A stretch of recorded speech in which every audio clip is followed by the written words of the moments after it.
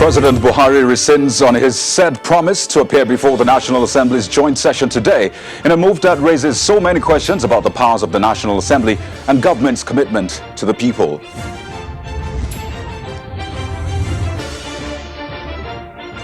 Another day, another twist in the trial of former pension reform task team boss Abdulrasheed Miner as it collapses in court.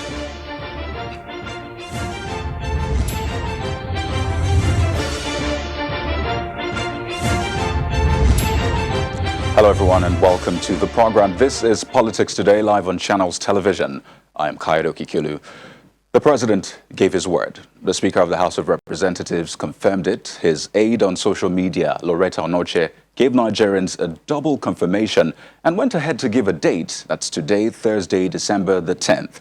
But at about 3:30 p.m. today, after almost 4 hours of plenary, the House of Representatives adjourned without citing the President or a representative. Well, the thing is, the President didn't just disappoint the 360-member chamber, but millions of Nigerians who had been anticipating the President's appearance to speak on the security situation in the country, especially after the killing of over 40 rice farmers in Borno State.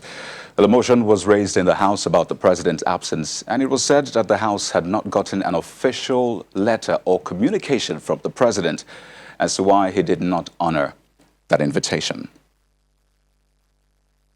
But while we wait for such letter, if there will be any, we'll be speaking with the Minister of Defense in a moment to get a behind-the-scenes view of how the nation's security architecture is responding to the various threats. In the meantime, let's bring you some other trending stories at this time from the judiciary. Well, there was mild commotion at the Federal High Court sitting in Abuja today during the trial of Mr. Abdulrasheed Miner, the former pension reform task team chair who is being prosecuted for alleged money laundering.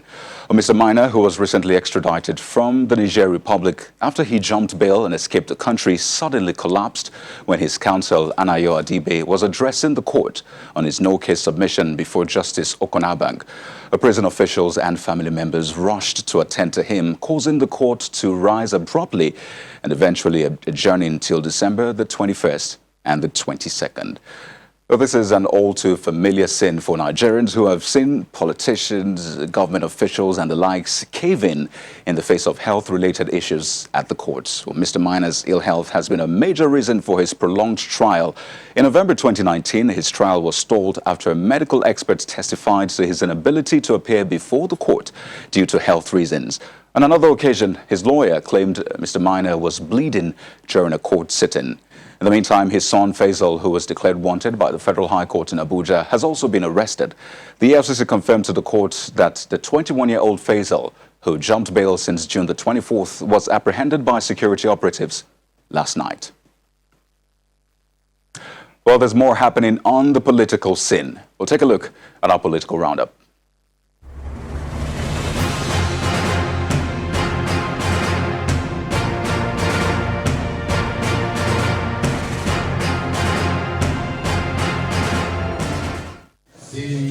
Chairman of the Independent National Electoral Commission, INEC, Professor Mahmood Yakubu, has officially resumed office after being sworn in for a second term by President Buhari on Wednesday.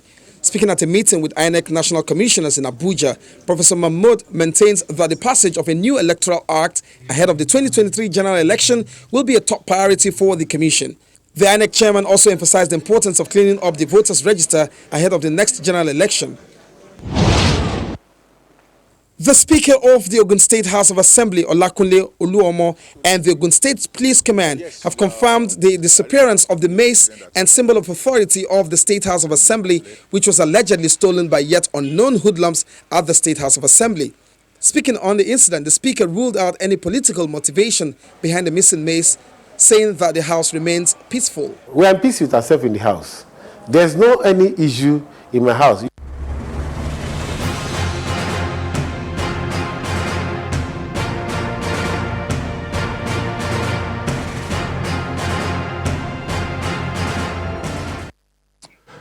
Well, tonight on the program, we discuss security with a man who was commissioned into the Nigerian Army in the 1970s and rose to the rank of Major General. He currently serves as Nigeria's Minister of Defense. General Bashir Magashi, good evening and thank you for joining us on Politics Today. Thank you very much. Well, the responsibilities of your office, that security, is perhaps the most talked about issue in the country as at this moment, especially with the involvement of the armed forces in internal security and following that gruesome killing of rice farmers in Borno State. So I'd like to know, to begin with, just how much pressure are you under right now? Well, good morning, Channel Television, and good evening, Nigerians. It's common knowledge that there is pressure everywhere in the country. And we, the actors, we are also under pressure, but the pressure can be defined depending on what we want to look at it. But I am sure Nigeria is seriously under pressure to know what efforts the military is making, or in fact my ministry is doing to upsurge the problem in this country. Right. And that's why I'm here today. Right. I mean, we'll get into the ways in which you're handling that pressure, but I'd like to talk about the elephant in the room, because what a lot of people might not know is that you're also a lawyer. So I'd like to get your legal perspective to, what played out at the National Assembly, especially in the House of Representatives, the president not appearing before plenary today. And the question is, yes, the AGF has spoken on that matter, but there's still questions about the legality, the constitutionality of the House of Representatives summoning the president. Was there anything wrong with that move?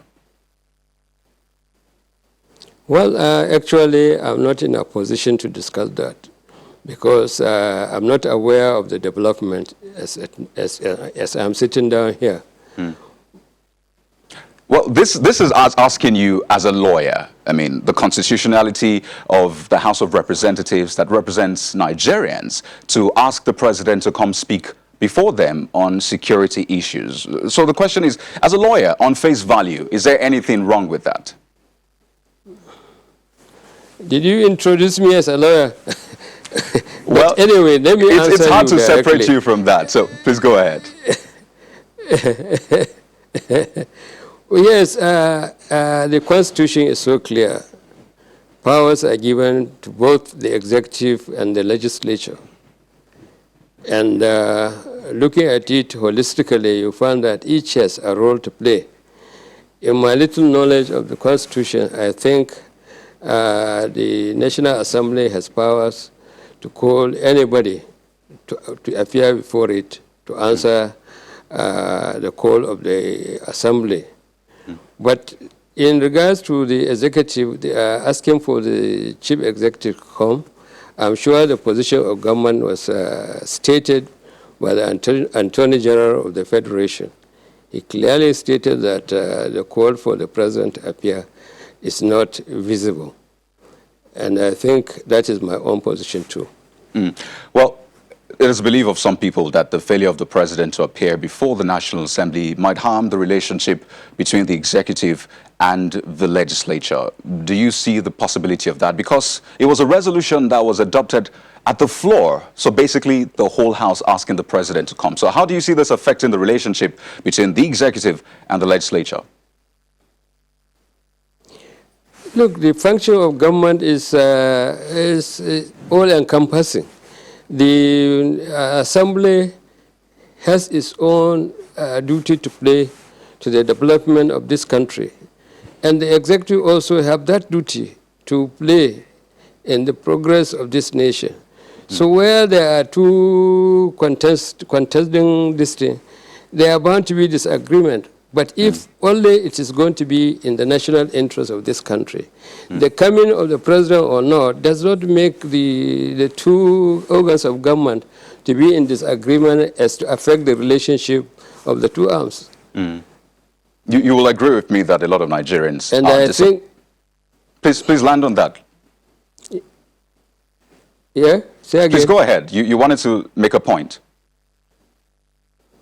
Yeah, I have said all what I think we should do. There should always be that kind of relationship that will make this country to progress. If the coming of the president will make any meaning to the Nigerians, yes, I'm sure the president will oblige. But these are things that we in the cabinet will be able to answer on his behalf. And Right. I think this is a topical issue and very controversial to some people. And we believe that if allowed to generate into the president coming out to speak, as you know always, that many people will come and start talking differently. But I'm sure Mr. President will not decline to appear for to the National Assembly anytime he is requested. But if there is a lacuna, as you are trying to say, then probably the best thing is to wait till proper clarification is made as to who is to come and when the president should come. But I don't think this is so important. Everything that you need to know about this problem that has happened in Borno, it has been told. Politicians have talked, religious, traditional rulers, and in fact, the president has a meeting with all the 36 governors yesterday, and we believe that the issues were ironed out, decisions were taken in the best interest of the country, and I'm sure the National Assembly may not be unaware of the progress. Maybe that's why they decline not to take the matter again for the appearance of the President of Nigeria to the National Assembly. Well, the House did say that they are waiting for an official communication regarding that planned appearance. But you'll agree with me that a lot of Nigerians are disappointed, really, because they were looking forward to the president's appearance. I mean, for you, it might not mean much, but for them, they wanted to see the president speak to these issues. Maybe not to the, to the secrets about, the plans and operations of the military, but speak to some of the issues on ground. So you say you could speak at least and address these issues. So what do you have to say to those Nigerians who are disappointed that the president did not appear before the House of Representatives? Well, there are basically nothing to say on this issue, except Nigerians are always eager to see Mr. President coming out to talk, which I agree with them. Nigerians should know the problem is this country, but that is not the only place where Mr. President will go out and be talking. And the National Assembly should also be complementing the effort of Mr. President. And I think this particular incident, the president has spoken. He expressed I can't even get a word for it. His displeasure or whatever you may think, harsher than that, against what has happened in Borno State. And even if you don't love this country, you see that kind of thing, you must sympathize with Nigerians. People just coming out to slaughter people, I think that is the greatest barbarism that anybody can expect from a nation. And I think we have expressed our feelings, and we are all out to improve of the situation in this country so that such occurrences will not come again any longer. Well, we're due for a break in about a minute and a half, but you have admitted that there's intense pressure. So let's look at ways in which you're dealing with these pressures. I mean, ever since that killing, and we've seen some other pockets of incidents, just how are you maneuvering around all this? Look, you see, the problem of this country, we always forget too soon.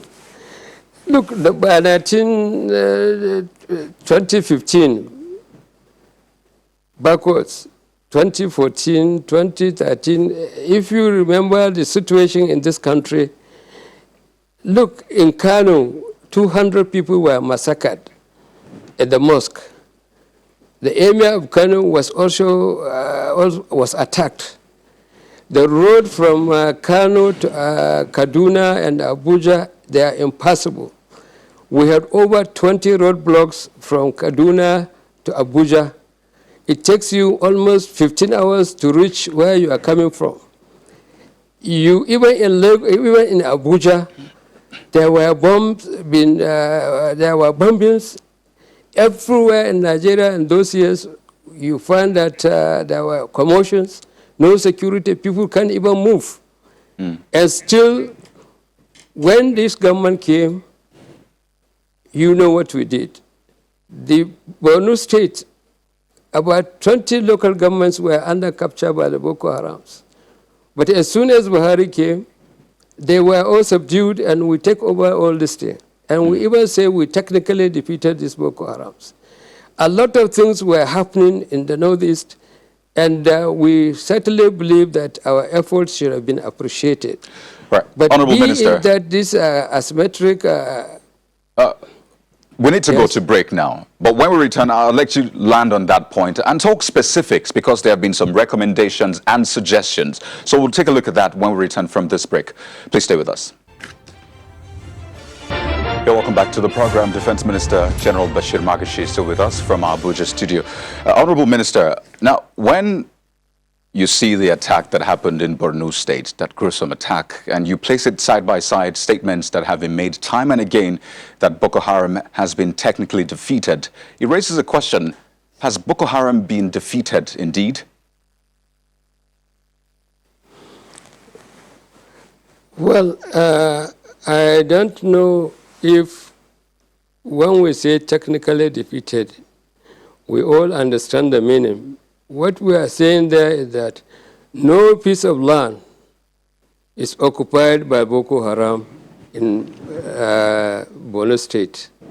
At that stage, we made that statement. And it's still true that they don't hold any ground in Borno State. The only thing normally with the kind of insurgent operation is that they want to surprise you, embarrass you, and do whatever they think that will attract international news or the national news, or to cause commotion within the environment they operate. And that's what they have been doing, and that's why we are trying very hard to adopt tactics and other form of operations in order to stop this kind of people embarrassing this nation anymore. And we are putting in place almost everything you can think of tactically and operationally in order to return this country to the very peaceful country we know it. You know, But I recall at the moment, most people think that because of these sporadic attacks here and there, we lost control or we are not doing our best. You know, most of you know the problem of this country. The armed forces are overstretched. The other thing that we may have gotten, we are not supported by some of this country we call our friends. They were not ready to give us what we need with the money we have and everything. But certainly what I'm trying to say is that Nigeria is better off than what we were about 7 years ago. And you all know it. When there was nothing you can do in this country without the fear of Boko Haram and the rest of them. Yet again, Yet again, people would look at, aside those killings, they look at cases of kidnappings, banditries across the state. I mean, the governors had to go to the president. You alluded to that, to have a meeting with him concerning the security situation. And they talked about the security issues across regions. So clearly, a lot of people still look around and say, well, I can't sleep with my eyes closed. But I recall last year, during that the screening, the ministerial screening, and when you were asked what you will do differently, as well as other questions, you touched on the service chiefs. You said that they are trying to express their capabilities to people who don't know the operational concept of troops. So having worked closely with the service chiefs, would you say they are capable enough? The area of service chiefs is an area where most Nigerians should listen to me very well. The appointment of service chiefs is governed by the extant laws in this country. The extension of service is also governed by that law. In that law, there are certain responsibilities that are given directly to the President of Nigeria, and he alone can exercise such powers. In a situation where you are in the middle of battle, people are asking your actors or the arrowhead should be changed. Yes, people will understand you if there are fundamental errors that these service chiefs have committed. And even if things that are happening, they are not the only people fighting this war. They have their subordinates. Each has been given a assigned role. And I think all this operation, as I know it now, we have operational plans. which the services and the commanders in the field are operating. Right. We really know what is the problem, and the problem, despite our constraints, we are making effort to plan to end this Boko Haram the way we feel that it can be done. Honorable Minister, And, this question is specifically there. This question is specifically about capability, not the appointment, really. I'm asking that, having worked closely with the service chiefs, the capability. would you say they're capable enough? Yes, the capability. The most in Nigeria, in Africa, I think Nigerian Army should be adjudged one of the best. We have conducted so many operations outside Nigeria. We went to ECOMOG, we did the very best we can. We went to Sierra Leone, we did the very best we can. And some other places, we are really force that is reckoned with in Africa. But because of the nature of the prolongation of this war, people are getting tired. And people don't even know the principles governing this kind of operation. These operations, they are not concentrated in one particular place. It is an operation that they hit and run. We don't even know their basis. But now we understood the tactics that the best way to fight these people is to get enough intelligence where they are, how they are operating, and what not. And then we go out for them. And this is what we are doing. Every day we are planning, we are getting information, and our Air Force and the Nigerian Army are always in to see that they are run down. But since the beginning of this war, anybody who is watching it will know that Nigerian armed forces are capable of undertaking any operation, given the requisite equipments and the motivation they require to fight this war. Well, Honorable Minister, a couple of issues to raise, really, but we're running out of time. So let me see if I could just run through them. Some suggestions have been made. For example, the Borno State Governor is asking that mercenaries be allowed into this theater of war. Is that something the government is considering? Mercenary from where? Let me tell you, we have considered all these options. But Nigeria cannot be said to require those kind of force for now. We are capable. We are planning. The head of state is giving us all what we need now to be able to do the needful to bring this war to an end. Equipments, both in the services, the Navy, the Air Force, and the Army. We have them now. We are ready to test them. And we have been doing this. Then suddenly, another avenue was opened, banditry, cattle rustlers, and all these things. Every governor needs the assistance of the military. And we cannot definitely say we cannot take our constitutional responsibility and they come.